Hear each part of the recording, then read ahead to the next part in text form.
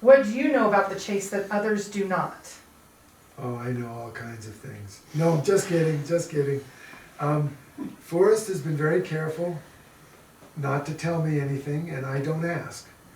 I am, I don't look, I have not looked for the treasure. I did look once because I had a friend, Elizabeth Sebastian, who owns a ranch way up in along the Guyena River, and she's 83 years old, and she was sure that the treasure was buried on her land, but she couldn't get to that place, and she asked me as a favor to go there.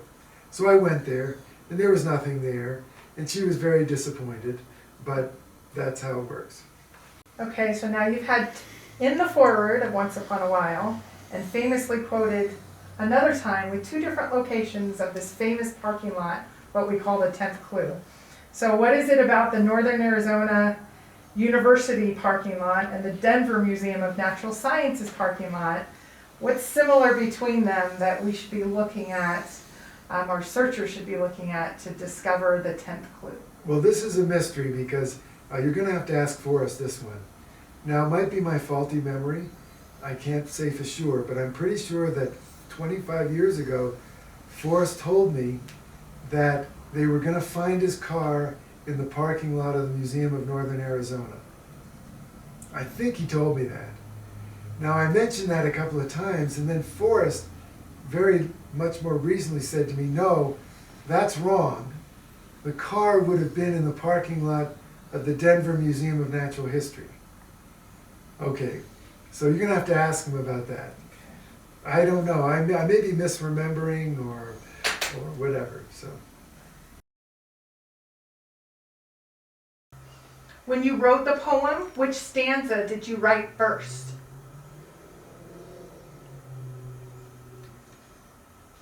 Well, I knew every step from the first one, from the first clue to the last one. I mean, it was already in my mind for a long time. But I think I'm correct in saying that I hid the treasure and then I went home and wrote the poem. I could have done it the other way around. I don't think it makes any difference because there was just one place under consideration in my mind to do that. But all of the nouns in that poem I looked up because I wanted to know exactly what does this word mean. And I found out that my conception of a lot of words is not what the dictionary says. What significance do the aberrations have, such as knowledge without the D? Such as what? The knowledge without the D? I'm just having fun. As a matter of fact, I'm glad you asked me that question because I think it was Einstein that said information is more important than knowledge. What's the quote? Imagination is more important than knowledge. Yeah. So it begs for me to misspell a word. If knowledge is taking a back seat to information, then why not misspell a word?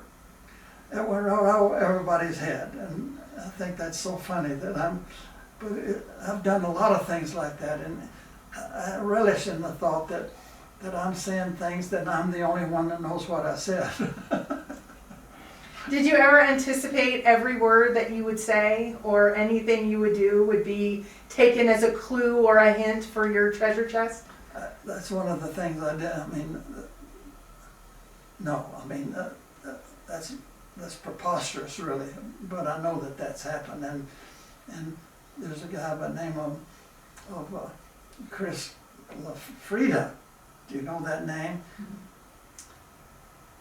He has a PhD in electrical engineering, and he designs and makes microchips for a living. I mean, this guy's no dummy. He's a treasure hunter. Lives back east, and he figured that if he read my books and learned something about me, then he could find a clue that would take him to the treasure. So he called me on the phone.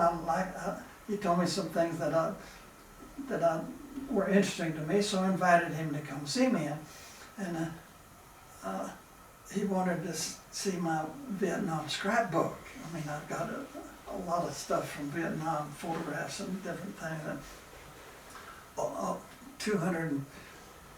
328 combat missions are written in great detail. I wrote them as soon as I landed. I mean, this is something that is pretty elaborate. So he started going through those things, and he couldn't believe some of the things that were in there. And he got interested in the fact that I'd been shot down twice, once in Vietnam and once in Laos. And I made the comment in my debriefing after having been shot down in Laos. I made the comment that I'd just come off a tanker and the airplane was full of fuel, and I ejected from the airplane and I watched it crash into what we call a cliff or a bluff in this country. They call karst over there. And he got into that thing mathematically, and he figured that the airplane flew for 55 seconds after I ejected out of it. And he hired a couple of guys, an expatriate from Australia and some local Laotian natives, and they all got machetes, and there were a lot of tigers in that jungle, so they hired this guy with an AK-47 to go with them, and they hacked their way through the jungle. I mean, these gave me wonderful videos of them doing this. And they went to the spot where the airplane crashed, except it wasn't there. But they knew it had been there, so they started cutting the underbrush, the stuff that's a foot off, the weeds that are a foot off the ground. And then they start picking up pieces of my airplane. Aluminum tubing. They found a big piece of one of my tires, and he got the nomenclature off of that, and he researched, and he found out, because he wanted to make sure that that was my airplane, my F-100. So he found out that tire, the nomenclature on that tire told him that only 2 different types of fighters in the Vietnam War used that tire, and the other airplane was an F-106, and we lost 6 F-106s, and he researched where every one of them crashed, and there was another F-100 that crashed about 2 miles from where my airplane was, so he did some research and eliminated that. And I mean, he wrote a lengthy story about that, and the closest village was 2 miles away, and 11 people lived in that village. Well, he hired he got permission from the chief of the village. I mean, he's chief of 11 people, and hired a couple of people out of that village to go with him, and they knew where the wreckage was. The airplane was gone because he was told that the Chinese wanted the metal. They were buying all kinds of metal, and they took that airplane apart, I think, a screw at a time, and hauled it out of there. But a lot of the things they didn't want, and those things are still there. And he gave me a little cast aluminum piece of my airplane that laid in that jungle for 51 years, waiting for those guys to come get it. I mean, that's one of my prized possessions today. But I was gonna say, how did that make you feel when you saw the piece and now you have it? When I was filling my treasure chest up with things that I wanted it to be valuable, which means you have to put small things in there. And so I put several hundred, or maybe 1,000 gold nuggets in there. There's some beautiful little jade pieces, and I'm trying to get to your question. No, please, yeah, And you're fine. but when everything was ready to go hide the treasure chest, I had kind of an empty feeling. I'm going to go hide this treasure chest, but it's not with me anymore. I mean, I'm not part of it, and I felt empty. And I started thinking about that, and then it came to me. I had this wonderful little bracelet that Richard Wetherell, when he climbed down into Mesa Verde the very first time, he discovered Mesa Verde. When he climbed down the very first time and entered Mesa Verde, the ruins, he picked up these 22 little disc turquoise beads. A year or so later, when he was excavating the ruin, Richard Weatherall had an Indian working for him in the excavations that made a little rope bracelet out of those 22 beads. Well, a lot of things happened. An Indian shot and killed Richard Weatherall. I mean, there's a myriad of events that took place after that, but then the bracelet was sold to Fred Harvey of the Harvey houses, you know, the Grand Canyon. He owns all those concessions. And then when he died, that collection was being acquisitioned into the Herd Museum in Phoenix. Well, it just so happened that Byron Harvey was a friend of mine. He was a relative of Fred Harvey's, and I was talking to him one day, and he showed me this bracelet. And I said, well, I'll play you a game of pool for that bracelet. This guy was certifiably crazy. I mean, you had to like the guy, but when I first went in his house in Phoenix, he had Maria Potts lined up, and he was rolling one like a bowling alley, breaking Maria Potts. I mean, he was known to jerk the phone off the wall in the Herd Museum because he got mad. But anyway, I won that bracelet in a pool game. So I told myself, you know, if I put that bracelet in this treasure chest, that's part of me. And that was the last thing I put in. I closed the lid and I said, yeah, that's okay. I'm part of the thing from now on. Well, so talking about when someone does find the treasure, it is there, the chest and the contents are theirs, correct? They will own that treasure. I said in my poem, I give you title to the gold. Okay. But there are a lot of subchapter S's to that rule too. But I don't want to go there. Okay. What recommendation do you give to the finder? Do you think they should be public? Do you think they should remain anonymous? I've said several times that if you find that treasure chest, put it under your bed and leave it there for 30 days without doing anything. There's a lot that you need to think about. Mm-hmm. And there are a lot of things. I've spent a lot of time thinking about that. I spent $5,000 with an attorney researching what happens if it's found on private property, Indian land, government land being Bureau of Reclamation, Corps of Engineers, BLM, National Park Service, Forest Service. There's 20 of those things, and every one of them has a different rule. So it's not that easy, but it's certainly doable. And that's why I say put it under your bed and leave it for 30 days because you need to think about every one of those things. Now, when you have thought about that, there has been a lot of media recently of transitions of land from, let's say, BLM to a different type of land. Did you consider that when you worked, so if the treasure's on one type of land and it transitions to a different? I don't want to go there. Don't want to go there, okay. So, But let me make one comment. If you rent a cabin on private property in northern New Mexico, it's sitting out there by itself. You rent it. What are you renting? You're renting a place to sleep. But are you renting the backyard? Are you renting the front yard? Can you use the barbecue pit out there? And if you can use those things, then that's your property, isn't it, for 24 hours? You see where this can go?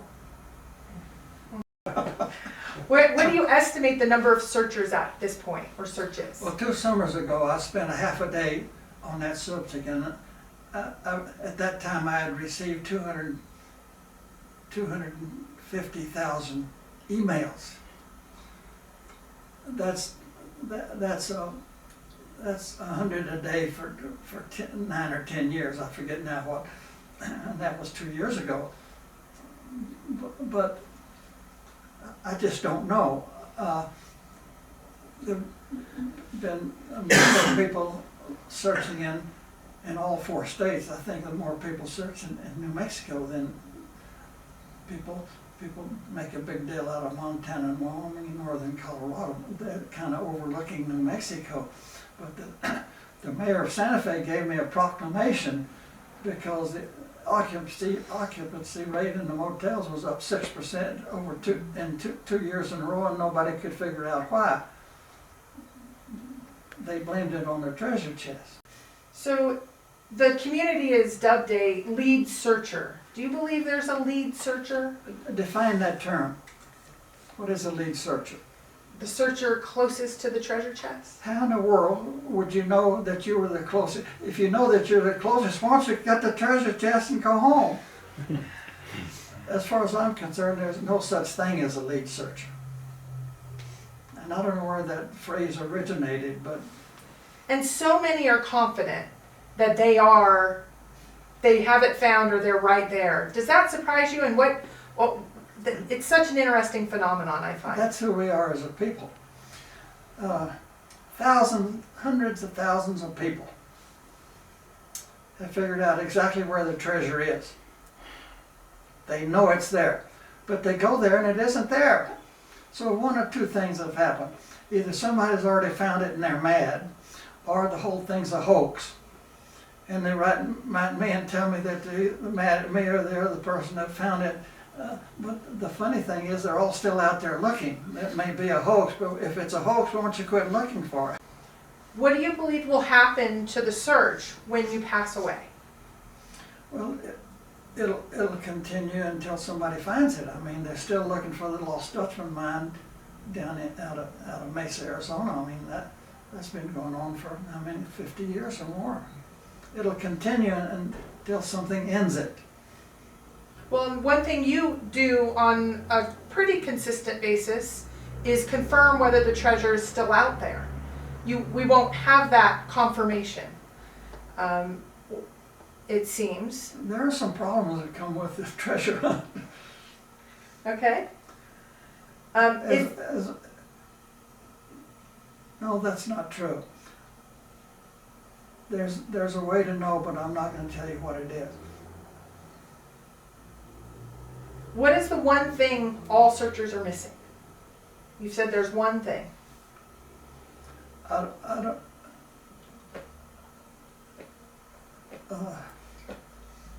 It's important to the story, but I'm not going to tell you what it is.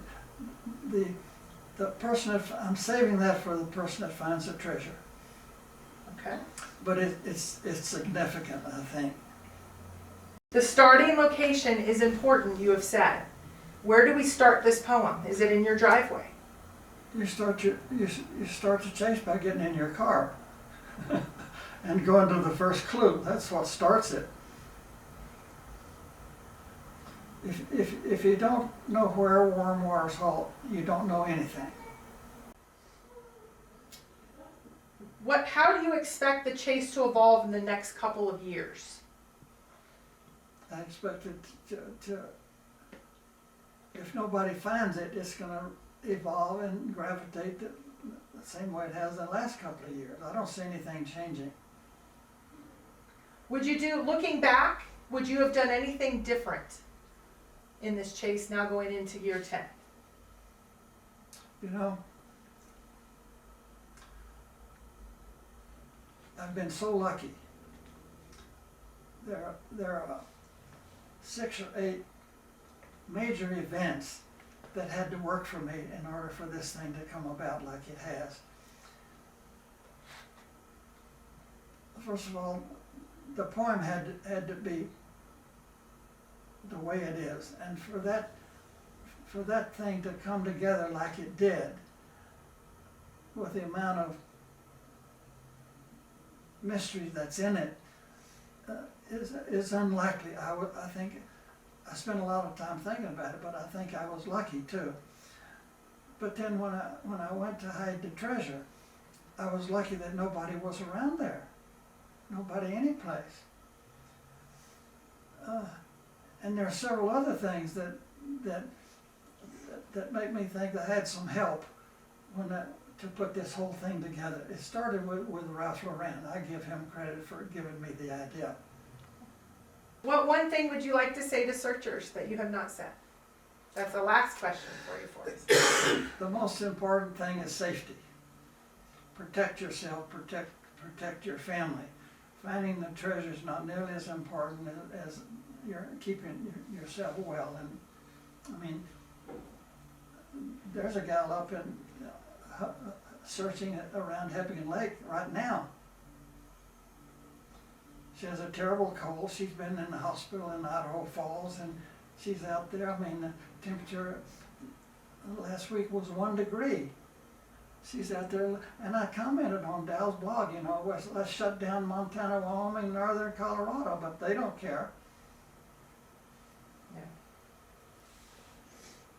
Anything else? Probably, but I can't think of them. You have been very generous, both of you, with your time. Can I ask one question, Forrest? Just What? one? Can I ask one question? Yeah, Do you still believe there's a word that is key that searchers should focus on? yes. And is that word in the Well, poem? you said one question. Then you ask it, Christie. May Is I that ask- word in the poem? May I ask a I'm so question? far ahead of these guys. Yes. Cynthia wanted to ask something. May I ask a question? Is that word in the poem? Now, that was 2 questions. You asked if you could ask a question, was the question. And you thought I was bad. I take you literally. What's your question? Is the key word in the poem? Well, that's what he asked me. No, he asked you if there is one, and you said yes. My question is it in the poem? There's one word that will help you more than some of the others In the poem. in the poem. All right. Thank you, Forrest. That's pretty big for searchers. But you gotta have all of them. One is not gonna take you there. Yeah. Well, I've been asked 100 times, which is the most important clue in the poem? It's so obvious to me, the most important clue is the last one, because you're holding the treasure. How could you say any of the other clues are more important than that one? I'm a maverick, aren't I? You're a rascal. That's what I call you. Well, what? A rascal. It's like, I know you're trying to say something. I'm just not smart enough to know. I feel like that's a compliment. Always, always. So the question that Douglas deferred to you, so I will ask you together. Once Upon a While references a parking lot, but there has been 2 references to Northern Arizona University and then the Denver Museum.